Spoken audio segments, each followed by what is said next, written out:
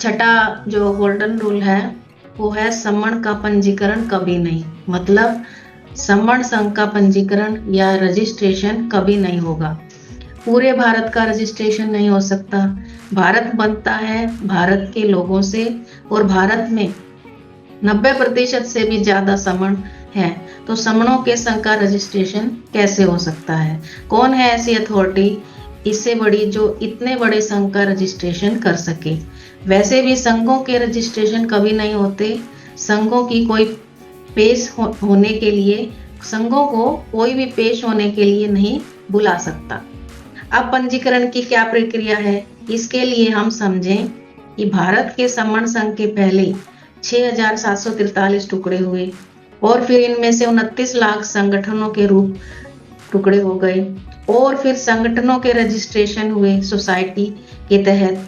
संगठनों के रजिस्ट्रेशन के लिए कम से कम 7 सदस्य व उनमें से प्रधान, सचिव, कैशियर आदि आदि पद बनाकर एक बड़ी बॉडी बनती है। तो ये सब संगठन के मालिक बन जाते हैं। मालिक किसके होते हैं? जैसे किसी प्रॉपर्टी के, कार के, जमीन के आदि, ताकि कोई विवाद हो तो वो अपना मालिकाना हक साबित कर सकें।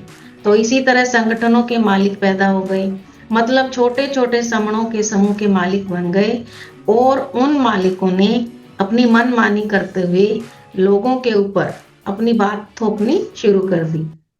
चंदा, पैसा कुछ लोगों ने प्रयोग करना शुरू कर दिया।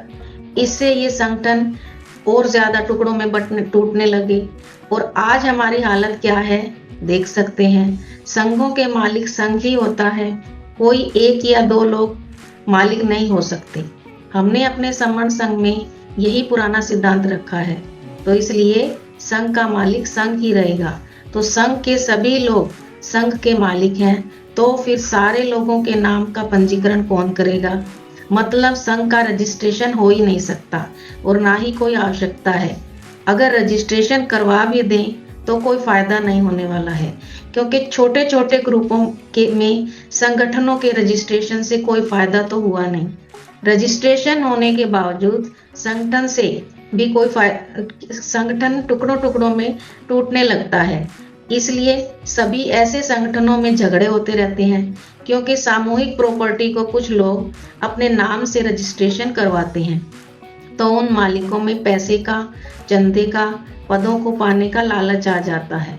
इसलिए ये नियम जो पुराने संघ की तरह ही है कि समण संघ का रजिस्ट्रेशन कभी नहीं होगा। अगर मेरी बात में कोई गलती रह गई है तो मुझे माफ करें, संघ मुझे माफ करें। मैं इतना ही बोलना चाह रही थी छठे गोल्डन नियम पर। संघं नमामि, संघं नमामि, संघं नमामि।